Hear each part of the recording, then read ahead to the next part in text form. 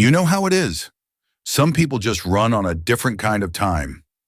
That's the thought, slick and ugly as an oil spill, that crossed gate agent Karen Miller's mind as she watched the two black teenagers hurry toward her counter.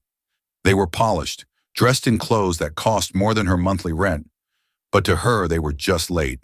She smirked, a tiny, tight motion of her lips. She held all the power, and she was about to teach them a lesson about punctuality.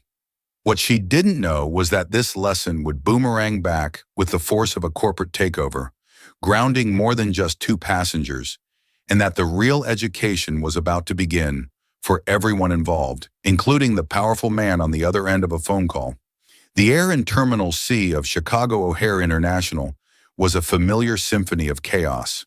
The rolling thunder of suitcases on tile, the garbled announcements of destinations far and wide, the low hum of 1,000 conversations blending into a single, anxious note.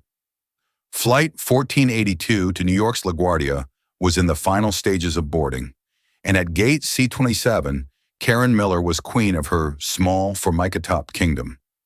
Karen was a woman forged in the crucible of customer service burnout. After 15 years with Global Wings Air, her patience had been ground down to a fine, bitter powder. She saw the public not as people, but as a series of problems to be managed. The oversized bags, the expired IDs, the incessant, stupid questions. Today had been particularly grating. A delayed flight from Denver had created a domino effect, putting her 3 hours behind schedule and marinating her in the acidic complaints of stranded travelers. Her eyes, scanning the thinning crowd, landed on them. A boy and a girl, twins by the look of them, striding with a purpose that seemed at odds with their youth. They were 17, maybe 18. The boy, tall and lanky, wore a tailored navy blazer over a crisp white shirt. The girl, his mirror image in grace, wore a stylish trench coat, her hair in intricate braids adorned with small gold cuffs. They looked like they'd stepped out of a magazine, their expensive-looking roller bags gliding silently behind them, and they were heading for her gate. "Boarding for Flight 1482 to New York is now closed," she announced into the microphone, her voice flat and devoid of warmth. She watched them pick up their pace, a flicker of panic in their eyes. The last passenger, a portly man in a rumpled suit, was just stepping through the doorway to the jet bridge. Karen deliberately turned her back to the approaching twins and began tapping at her computer, a mask of bureaucratic finality settling on her face. "Excuse me? Ma'am?" The boy's voice was polite, but urgent. Karen finished typing a non-existent command before turning slowly. "Yes? We're on this flight, Flight 1482, he said, holding up his phone with the boarding passes displayed. "Jordan and Jayla Washington." Karen glanced at the phone, then at the clock on her screen. It was 10:48 a.m. The flight was scheduled to depart at 11 a.m. Boarding was technically supposed to close 10 minutes prior at 10:50 a.m. They were 2 minutes early by that metric, but the last passenger was on, and the jet bridge operator was waiting for her signal. This was her gray area, her sliver of power. "I'm sorry, the gate is closed. We've already shut the aircraft door." It was a lie. The door was still open. She could see it from her angle. "But the sign says it departs at 11:02, said the girl, Jayla. Her voice was steady, but her eyes darted nervously towards the jet bridge. "And people are still... That man just got on." "He was the final passenger," Karen said, her tone sharpening. "Once the final passenger is on, we begin the process of closing out the flight for an on-time departure. It's FAA regulation." Another lie, a flimsy one woven from jargon. Jordan Washington stepped forward slightly. He'd been raised by his father, Marcus, to be calm under pressure, to use logic as a shield and a sword. "Ma'am, with all due respect, your own airline's policy, which I've read, states that boarding closes 10 minutes before departure. That's in 2 minutes. We are on time. Could you please just scan our passes?" He was articulate. He was informed. This annoyed Karen more than anything. She felt a flash of resentment. Who was this kid lecturing her on policy? The policy also gives the gate agent discretion to close the gate early to ensure an on-time pushback. "We're under pressure to maintain our schedule today. You were late." "We are not late," Jayla insisted, her composure starting to crack.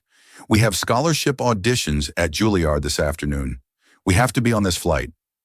The mention of Juilliard, the expensive clothes, the air of privilege, it all coalesced in Karen's mind into a single ugly stereotype. Rich kids who thought the rules didn't apply to them. Her earlier unspoken thought surfaced again. Some people just run on a different kind of time. Your personal appointments are not the airline's responsibility, Karen said, the words coming out colder than she intended. You should have arrived at the gate earlier. You'll have to go to the customer service desk to be rebooked. The finality in her voice was like a physical blow. The twins looked at each other, the shared panic clear in their expressions. Rebooking would mean a later flight. It would mean missing the auditions they had spent years preparing for. Please, Jordan said, his voice dropping the formal tone and becoming a simple plea. Just let us on the plane. The door's right there. The gate is closed, Karen repeated, her voice rising. She pointedly turned her back on them and picked up the handset to speak to the jet bridge operator. Dave, go ahead and pull it back. No, please don't, Jayla cried out. Other passengers waiting for a different flight were starting to stare. A man in a business suit shook his head. A young woman filmed discreetly on her phone. The scene was becoming tense, public. This was the moment where a simple problem metastasized into an incident. Is there a problem here? A man in a slightly better-fitting Global Wings uniform appeared. His name tag read, David Chen, Supervisor. Karen turned, a wave of relief washing over her. Authority had arrived to back her up. These passengers arrived after I closed the gate, David. I've told them they need to be rebooked. David Chen looked at the twins, then at his watch, then at Karen. He was a man who lived by the book. He saw two well-dressed black teenagers and a flustered veteran agent. He defaulted to supporting his employee. I'm afraid she's right, he said to the twins, his voice professionally apologetic. Once the flight is closed out in the system, we can't reopen it. I'm sorry. But it's not closed out, Jordan argued, pointing at Karen's screen. Look, the manifest is still active. She just told the operator to pull the bridge 2 seconds ago. Sir, this isn't about procedure. We are on time. We've done nothing wrong. David Chen's face tightened. The accusation that this wasn't about procedure hung in the air. He didn't want to believe it, but the boy's certainty gave him a flicker of doubt. Still, undermining his agent on the floor was not his style. It was bad for morale. Sir, my agent made a judgment call to ensure an on-time departure, he said, his voice firming up. That call stands. Now, if you'll come with me to customer service, I'll see what I can do about getting you on the next available flight. The jet bridge began to move, its hydraulics groaning as it slowly disconnected from the fuselage of the Airbus A321. The sound was a death knell for their hopes. Jayla's eyes welled up with tears. Jordan put a protective arm around his sister, his own face a mask of disbelief and fury. They had played by the rules. They had been polite. And they had been dismissed, lied to, and blocked by an agent on a petty power trip, sanctioned by a supervisor who chose procedure over people. They were defeated. The wall was up. But they had one more tool, a tool their father had given them for precisely this kind of unbreachable wall. Jayla wiped a tear from her eye, her expression hardening. She looked at her brother, then at the supervisor, and then at Karen, who was now watching them with a look of smug victory. Okay, Jayla said, her voice suddenly calm and clear. She pulled out her phone. Just one moment, I need to make a call. Karen rolled her eyes. David Chen sighed, assuming she was calling a parent to complain. Ma'am, that won't be necessary. Oh, I think it is, Jayla said, her finger hovering over a contact saved simply as Dad. My father will want to know the names of the employees who are preventing us from attending our scholarship auditions. So if I could have your full names, please? Karen scoffed. Karen Miller. The supervisor hesitated. David Chen. And who exactly are you calling? Jordan smirked for the first time, a bitter, knowing expression. You'll find out. Jayla pressed the call button. The call connected almost instantly. Jayla, is everything okay? A deep, calm voice answered.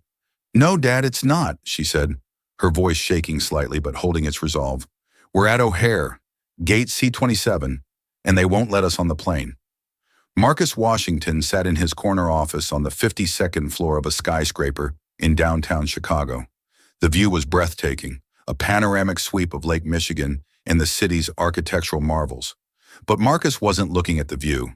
He was looking at a multi-billion-dollar logistics contract on his desk, the culmination of a 6-month negotiation. His firm, Ethelred Logistics, wasn't just a trucking company. It was a global titan of supply chain management and high-level corporate travel consulting. They managed the movement of everything from microchips to pharmaceuticals, and they advise Fortune 500 companies on how to make their executive travel more efficient and cost-effective. Marcus Washington didn't just understand logistics, he commanded them. When his daughter's call came through, his entire focus shifted. The multi-billion-dollar contract on his desk became irrelevant. He had a rule. When his children called on their private lines, he answered. No exceptions. No, Dad, it's not, Jayla's voice trembled through the phone's speaker. We're at O'Hare, gate C-27, and they won't let us on the plane. Marcus's posture straightened. His calm demeanor was a carefully constructed facade over a core of protective steel. Explain, he said, his voice low and even. Jayla quickly recounted the story. Arriving on time, the agent closing the gate early, the lies about the aircraft door and FAA regulations, the supervisor backing her up, the jet bridge pulling away. She mentioned the Juilliard auditions, the culmination of their entire high school careers. As he listened, Marcus was already typing on his keyboard, his fingers flying across the keys. He pulled up Global Wings Air's executive roster, a document his company kept meticulously updated. He found the name he was looking for.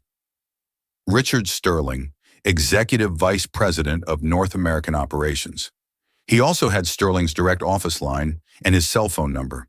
That's what Ethelred Logistics did. They knew the people who made the decisions. Jayla, what is the agent's name? Marcus asked. Karen Miller, Jayla replied. And the supervisor? David Chen. Flight number? Global Wings 1482 to LaGuardia. Marcus looked at the clock. 10:52 a.m. The flight hadn't pushed back yet. It was still sitting at the gate. There was time. Okay, Marcus said, his voice a reassuring anchor. Put your phone on speaker. Let Mr. Chen hear me. Back at gate C-27, David Chen was growing impatient. This phone call was a waste of time, a childish attempt to appeal to a higher, parental authority that had no jurisdiction here. Ma'am, really, this is not going to change the situation. Jayla held the phone out. My father would like to speak with you. David sighed dramatically and leaned in. This is David Chen, the supervisor. Sir, I understand your children are upset, but airline policy is clear. Marcus's voice cut through the speaker, sharp and precise, with an authority that made David Chen stand up a little straighter. Mr. Chen, my name is Marcus Washington. Your policy states that boarding closes 10 minutes prior to departure. My children arrived at your gate at 10:48 a.m. for an 11 a.m. flight. They were not late. Your agent, Ms. Miller, lied to them about the aircraft door being closed and misrepresented FAA regulations. You chose to back her false statements instead of verifying the facts. Is that an accurate summary of events? David was taken aback by the man's detailed knowledge and commanding tone. Sir, I was ensuring the operational integrity of the flight. Mr. Chen, you are ensuring a lawsuit, Marcus stated, not as a threat, but as a simple fact.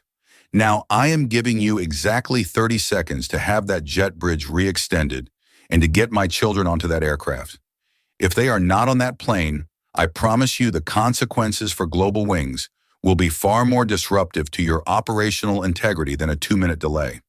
Karen Miller, who had been listening with a sneer, now felt a knot of dread tighten in her stomach. Who was this man? David Chen was shaken, but he was still a creature of the bureaucracy. He couldn't just reverse course because some angry dad yelled at him. Sir, I do not have the authority to do that, and I don't appreciate being threatened. It's not a threat, Mr. Chen. It's a courtesy call, Marcus said, his voice dangerously calm. Your 30 seconds are ticking. He hung up. Marcus immediately dialed Richard Sterling's private cell number. It was a number reserved for emergencies and major clients. As CEO of Ethelred Logistics, Marcus was one of Global Wings' biggest clients. They held the corporate travel contract for Ethelred's 5,000 global employees, an account worth over $30 million a year. Sterling answered on the second ring, his voice professionally cheerful. Marcus, to what do I owe the pleasure? Richard, Marcus said, dispensing with pleasantries. I have a problem that is about to become your problem. My twin children, Jordan and Jayla, are at gate C-27 at O'Hare for flight 1482 to LaGuardia. Your agent, Karen Miller, has denied them boarding despite them being on time. Her supervisor, David Chen, is upholding her decision. The flight is still at the gate. Richard Sterling's cheerful tone vanished. He was sitting in a board meeting in Dallas.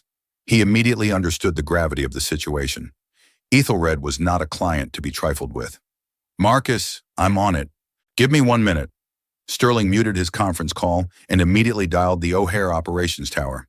He didn't bother with the chain of command. He went straight to the top. This is Sterling. Who is the station manager on duty? A flustered voice answered. I don't care what you're doing, Sterling commanded. Get on the radio to gate C-27 right now. Hold flight 1482. Do not let it push back. Re-extend the jet bridge and board 2 passengers by the name of Washington. Do you understand me? This is a code red directive. The CEO of Ethelred Logistics children are at that gate. Make it happen, now. Back at gate C-27, David Chen was trying to usher the twins away. All right, let's go to customer service. Suddenly his radio crackled to life, a frantic voice shouting his name. David Chen, gate C-27. Respond immediately. David grabbed his radio. Chen here. Hold 1482. Do not push back.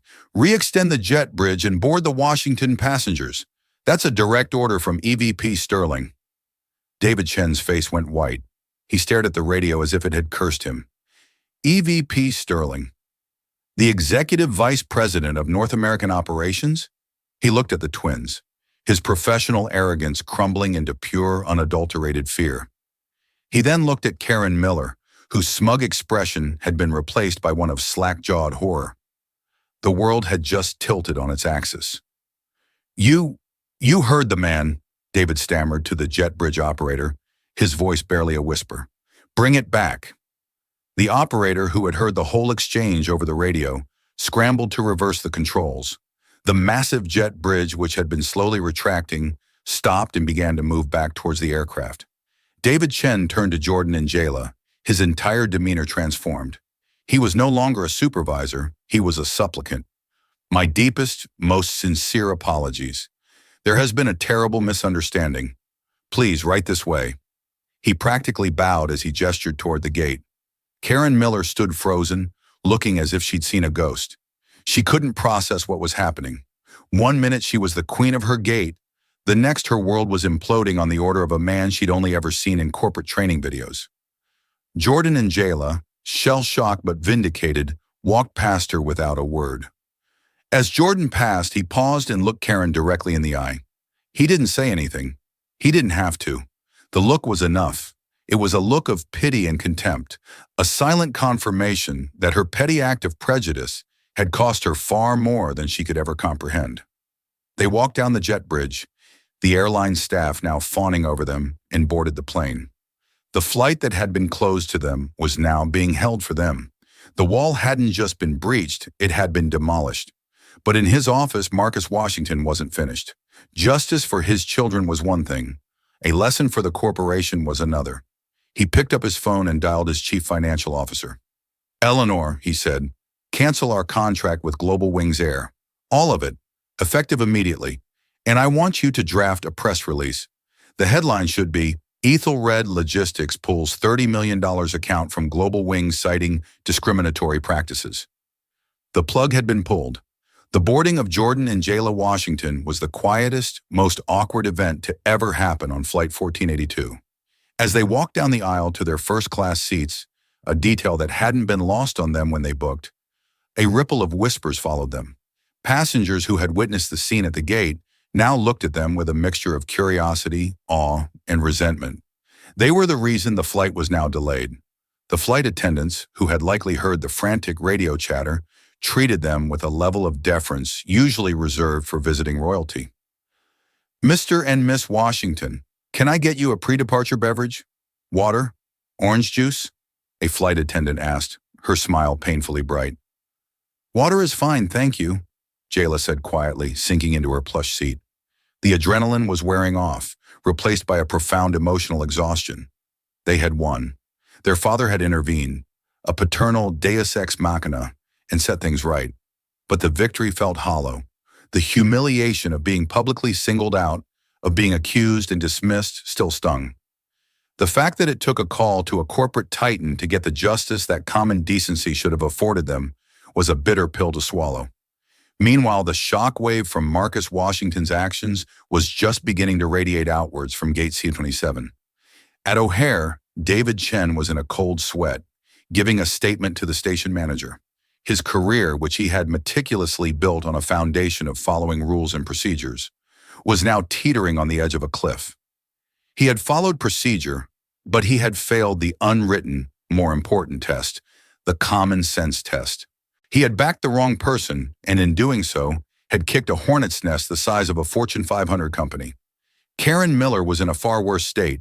She had been summarily removed from the gate and was sitting in a windowless office, waiting for her union representative.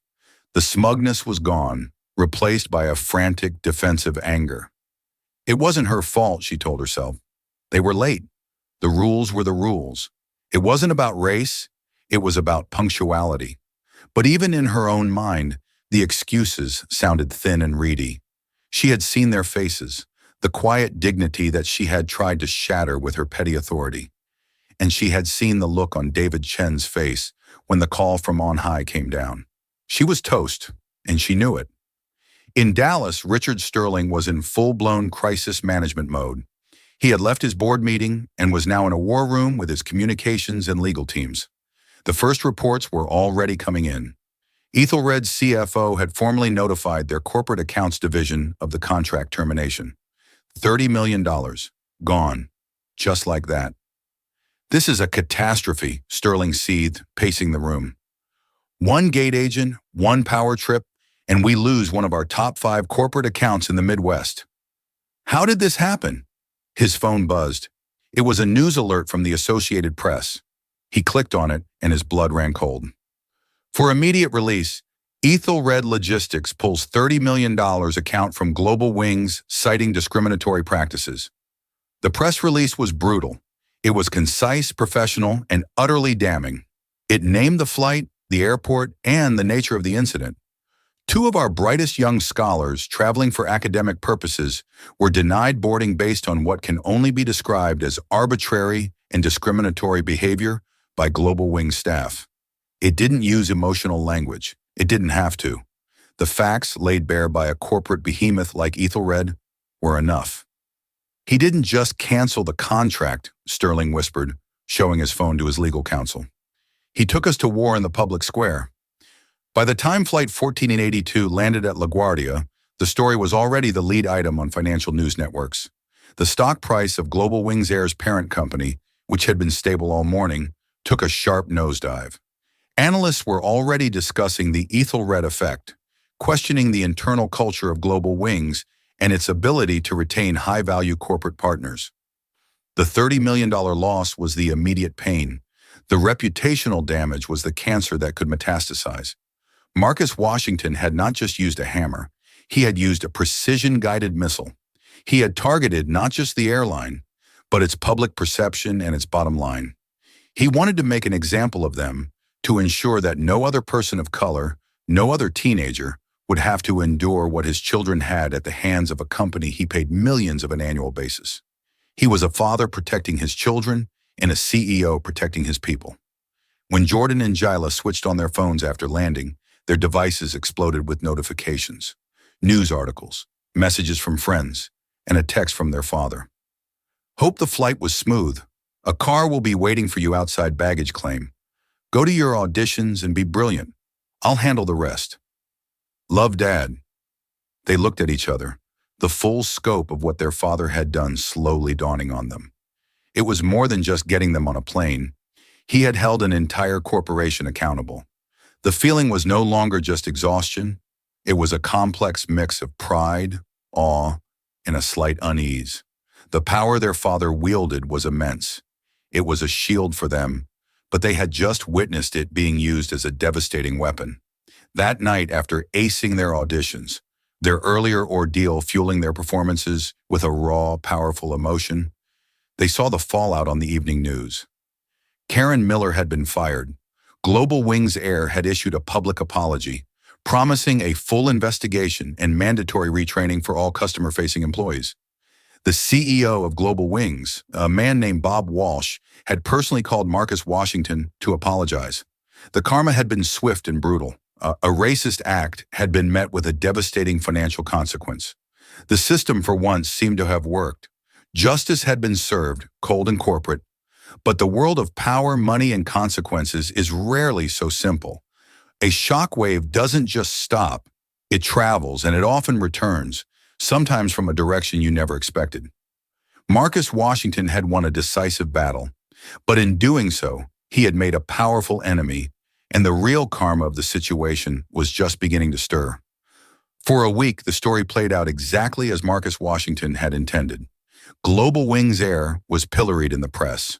Marine Fly with Dignity trended on social media, with thousands of people sharing their own stories of airline mistreatment. Karen Miller became a brief, infamous celebrity. A crowdfunding campaign was started for her, championed by media outlets that framed her as a victim of cancel culture and corporate overreach. It raised a respectable amount before the narrative fizzled out, leaving her a pariah in the airline industry, unable to find another job. David Chen was demoted, transferred to a baggage handling management role in Anchorage, a corporate exile designed to be both punishment and a warning to other managers. Marcus's move was hailed in his circles as a masterstroke. He was seen as a principled leader who used his immense power for good. He had defended his children and struck a blow against systemic bias. Ethelred Logistics was praised for its strong ethical stance.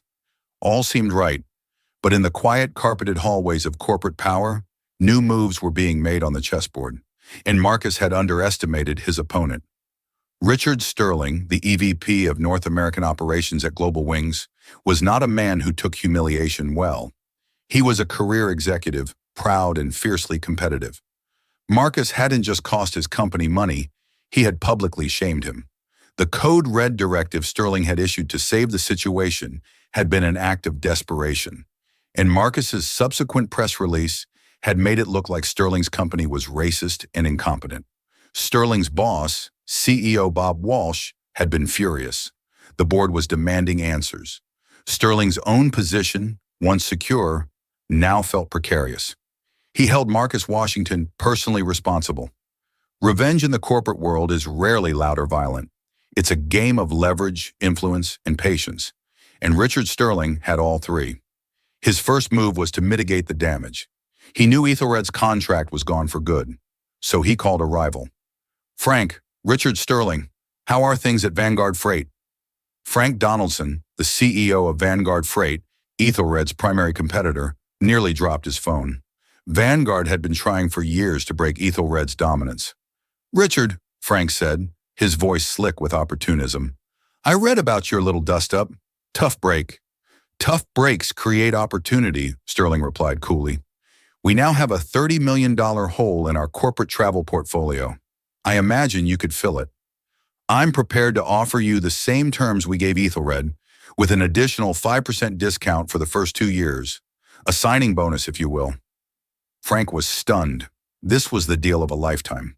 "Consider it done, Richard. We'll have a team in your office tomorrow." By replacing Ethelred so quickly, Sterling stemmed the bleeding. It sent a message to the market that Global Wings was resilient. The stock began to recover. That was defense. Now for offense. Sterling knew he couldn't attack Ethelred Logistics directly. The company was too solid, too well run by Marcus. But every titan has an Achilles heel.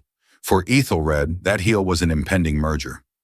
Marcus was in the final stages of acquiring a smaller but strategically vital German tech firm, Logicor Analytics. Logicor had developed a predictive AI that could revolutionize supply chain management. This acquisition would put Ethelred a decade ahead of competitors like Vanguard Freight. The deal was worth billions and was the cornerstone of Marcus's 5-year strategy. The deal required the approval of Logacor's primary investor, a massive European private equity firm based in Zurich called Helvetia Capital. And Richard Sterling, through a series of fortunate connections and old-school ties, knew something Marcus Washington didn't. The head of Helvetia Capital's acquisition committee was a stern, old-money Swiss banker named Jean-Pierre Renaud. And Jean-Pierre Renaud's wife of 30 years was Richard Sterling's older sister. Sterling didn't make a dramatic call. He simply flew to Zurich for a long-planned family visit.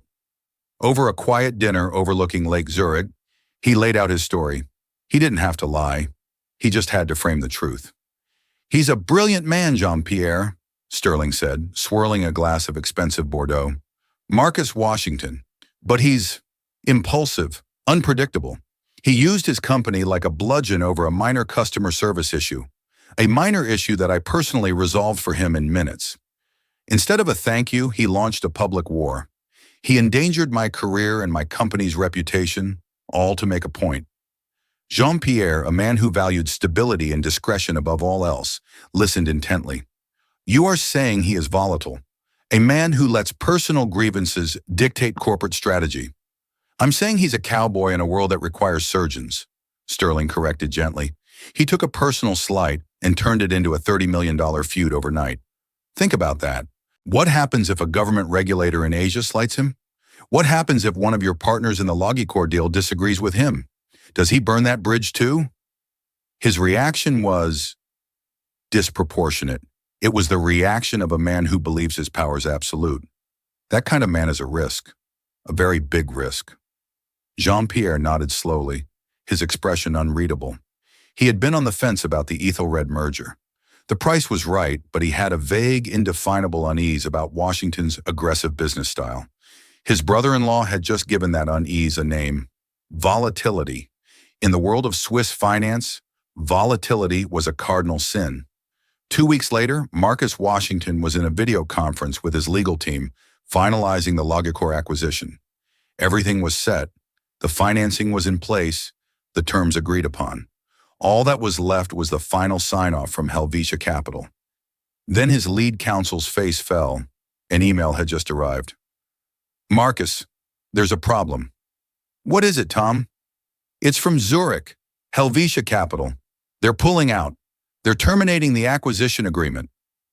Marcus felt like the floor had dropped out from under him. "What? Why? Did they give a reason?" "They cite concerns about strategic alignment and potential volatility in executive leadership." "What the hell does that mean?" Marcus didn't know what it meant, but he had a sinking feeling. This was too sudden, too clinical. He had spent a year building this deal.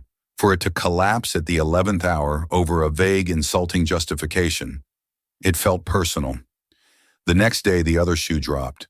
Vanguard Freight, flush with its new Global Wings contract, announced a competing bid for Logicor Analytics. With Helvetia Capital's sudden cold feet towards Ethelred, Vanguard was now the preferred bidder. Marcus sat in his office, the same office from which he had launched his righteous crusade against Global Wings, and stared out at the city. He had been outmaneuvered. He had been so focused on the battle he had won, he never saw the war he was about to lose. He had pulled a $30 million plug to teach an airline a lesson. In response, someone had just pulled the plug on his billion-dollar future. The karma had ricocheted, and it had hit him right where he lived. He had protected his children from a moment of prejudice, but in doing so, had he endangered the very empire he was building for them? The victory at Gate C-27 suddenly felt very, very expensive. The news of the Logicor deal's collapse did not arrive like a thunderclap. It was more like the silent, sickening decompression of a cabin at high altitude. One moment, Marcus Washington was presiding over the final approach to the greatest strategic victory of his career. The next, the oxygen was gone, and warning lights were flashing everywhere. The email from Helvetia Capital, with its sterile corporate language about strategic misalignment and potential volatility in executive leadership, was a masterpiece of professional insult. It was a dagger wrapped in legalese. The immediate aftermath was a blur of controlled chaos. Emergency board meetings were convened. His CFO, Eleanor, a woman known for her unflappable calm, looked genuinely shaken. Marcus, the market will crucify us for this. Volatility and leadership? They're painting you as a rogue element. This isn't just about losing the deal. It's an attack on your reputation, on the stability of Ethelred itself. For 3 days, Marcus barely slept. He was a general whose supply lines had been mysteriously cut, whose fortress had been undermined from within. He sat in his corner office late into the night, long after the city lights had transformed Chicago into a glittering tapestry below, and he wrestled with the one question that echoed in the vast silence. Who? His first instinct was the one that had served him his entire life: raw, unadulterated aggression. He wanted a target. He wanted to identify the enemy and unleash the full, overwhelming force of his corporate arsenal upon them. He imagined a rival, perhaps Frank Donaldson at Vanguard Freight, orchestrating a brilliant piece of corporate espionage. He had his legal team scour every document, every communication, looking for a breach, a mole, a sign of foul play. But they found nothing. The decision had come from Helvetia Capital, from the top, and their reasoning was maddeningly opaque. On the fourth night, staring at the sterile email for the 100th time, the word volatility snagged in his mind. It was specific. It was personal. This wasn't a standard business decision. This was an assassination. He realized then that a traditional investigation wouldn't work. He needed to step outside the official channels. He made a call to a number he kept for only the most severe circumstances. The man who answered had no official title, but his firm, based in Geneva, was known in certain circles as the Confessional. They specialize in uncovering the delicate, unspoken truths that underpin the world of high finance. "I need to know why Jean-Pierre Renault killed my deal with Logicor," Marcus said without preamble. "I don't want speculation. I want the human element. Who spoke to him? What was said? I need the story behind the story." The price quoted was astronomical. Marcus agreed without hesitation. It was an investment in the one thing he couldn't stand to lose: control. The report arrived less than 48 hours later in a secured, encrypted file. It was just 2 pages long. Marcus read it once, then a second time, letting the words sink in. He felt a chill that had nothing to do with the office air conditioning. Subject: Helvetia Capital, Chacha Logicor Analytics Reversal. Key finding: decision driven by Jean-Pierre Renault, head of Acquisitions Committee. Key influencer: Richard Sterling, Executive Vice President, North American Operations, Global Wings Air. Relationship: Sterling is married to Renault's elder sister, Anya Renault Sterling. The two men are exceptionally close, sharing holidays and family investments. Analysis: Sterling flew to Zurich for a private family dinner 2 weeks prior. During this visit, he presented the O'Hare incident not as a customer service failure, but as a case study in your executive temperament. The narrative was simple. Marcus Washington is a brilliant but dangerously impulsive leader who allowed a personal grievance involving his children to dictate a multi-million-dollar corporate decision. He was framed as a man who would burn down a village to make a point. This narrative of disproportionate response directly fed into Renault's pre-existing aversion to risk, giving him the justification he needed to terminate the acquisition. Marcus leaned back in his chair, the report glowing on his screen. The fury he had felt for days evaporated, replaced by something far colder and more profound: a grudging, venomous respect. He hadn't been beaten by a rival. He had been beaten by a ghost, by a consequence he had created and then forgotten. Richard Sterling, the man whose career he had jeopardized, whose company he had publicly humiliated. He had seen him as a simple functionary, a component in a machine he needed to punish. He had never once considered him as a man with a family, with connections, with his own formidable arsenal of influence. Sterling hadn't used lawyers or press releases. He had used the oldest weapon in the world, a story whispered into the right ear. He looked around his magnificent office, at the symbols of his power, and felt a sudden, crushing sense of irony. The phone call he had made to save his children from a moment of prejudice had initiated a chain reaction that had now cost him his future. His righteous act had been turned into the very evidence used to condemn him. It was a perfect, elegant, and devastating countermove. His first thought: a reflex honed by years of corporate warfare, was retaliation. He could dig into Sterling's life, find a weakness, a mistake, and exploit it. He could launch a hostile takeover bid for Global Wings. He could start a new war. But as he gamed out the scenarios, they all felt hollow. Another war would just be another fire, and he was beginning to understand that he wasn't immune to getting burned. He had used overwhelming force, and it had created an enemy who was smarter and more subtle than he had anticipated. To do so again would be the definition of insanity. For the first time in his adult life, Marcus Washington admitted to himself that his strategy had been wrong, not his motive. He would defend his children to the ends of the earth. But his method, his rage had made him sloppy. He had won the battle at Gate C-27 in a spectacular fashion, but in doing so, he had handed Richard Sterling the very sword he would use to slay him. He had to change the game. He picked up his phone, his finger hovering over his chief counsel's number, before pulling back. No, this couldn't be handled by lawyers. This required a move only he could make. He found the number for Richard Sterling's direct line. "Mr. Sterling's office," a professional voice answered. "This is Marcus Washington. I'd like to speak with him, please." The surprised hesitation on the other end was palpable. "One moment, Mr. Washington." Seconds later, a wary, guarded voice came on the line. "Marcus." "Richard," Marcus said, his voice a calm, level C. "I'd like to request a meeting, in person, just the two of us, no audience." Sterling was quiet for a long moment, undoubtedly processing the implications. "I'm surprised to hear from you. What's this about?" "It's about volatility," Marcus said, using the word from the report as a deliberate signal. "And it's about the future of logistics. Your club in Chicago? Tomorrow night. My treat." The appointment was set. The next evening, they met in a secluded room at the Union League Club of Chicago. The room was steeped in the scent of old leather, wood smoke, and a century of secrets. Sterling was already there, a glass of scotch in his hand, his posture rigid. "I'll be honest, Marcus," Sterling began, his voice tight. "I don't know whether to expect a lawsuit or a punch in the face."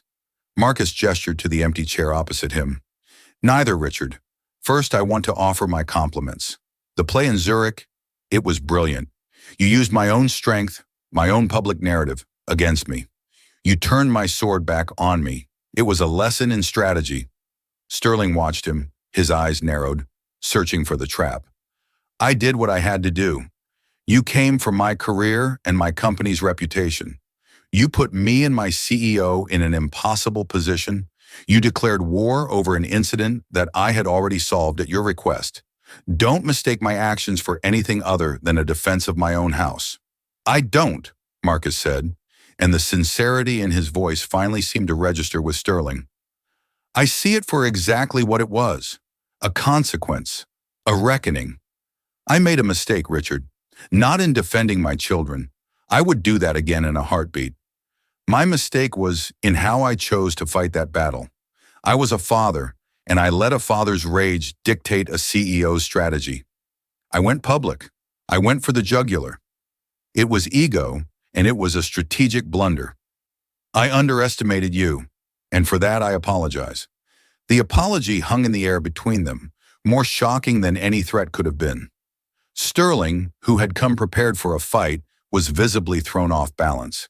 He took a slow sip of his scotch. "What happened at that gate was a disgrace," Sterling admitted, his tone finally losing some of its edge. "That agent was a problem we had failed to address. Your children were wronged, and my company failed them. But the public spectacle you created, it almost cost me everything.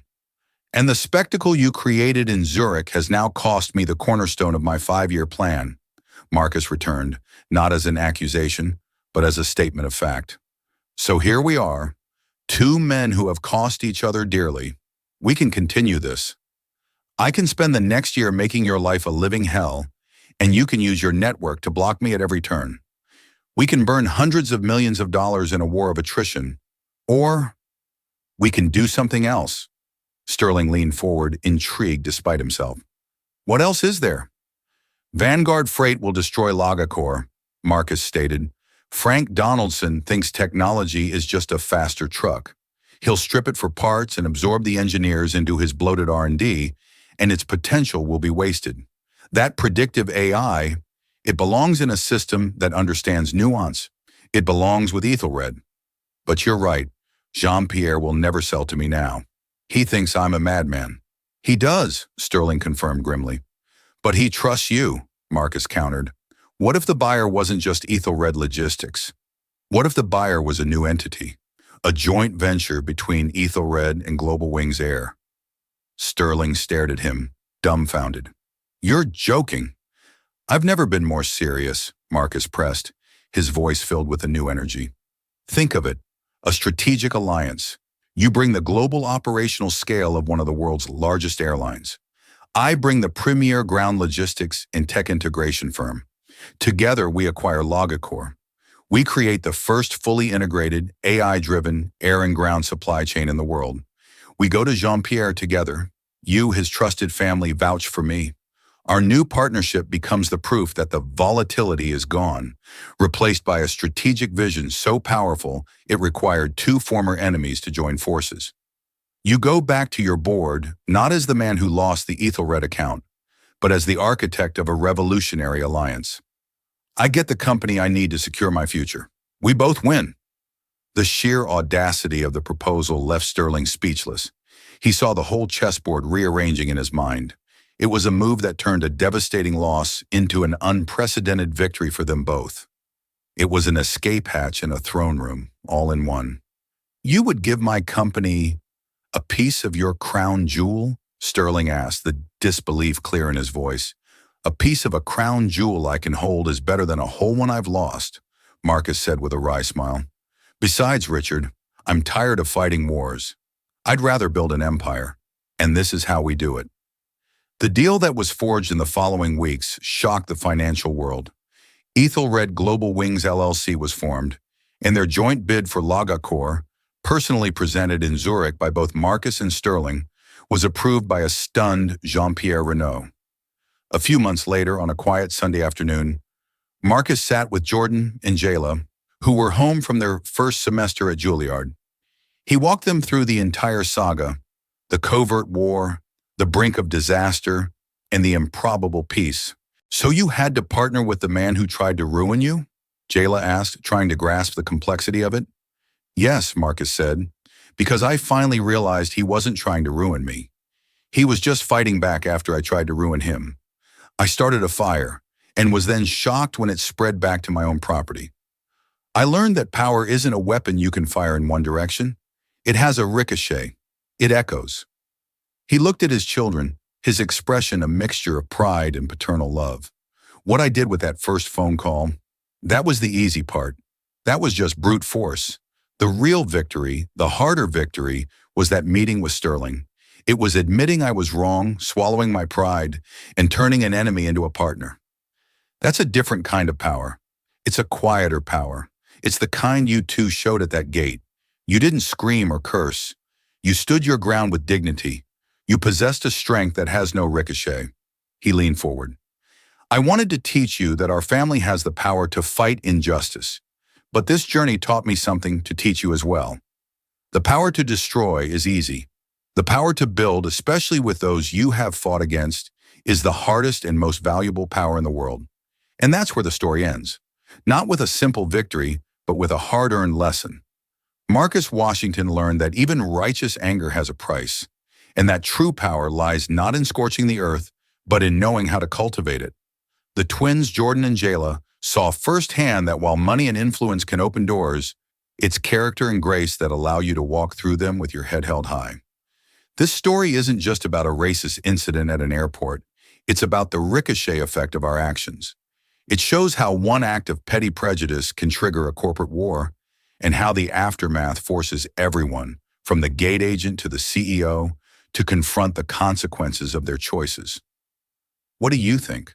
Was Marcus justified in his scorched earth approach, or did his response go too far? Let me know your thoughts in the comments below.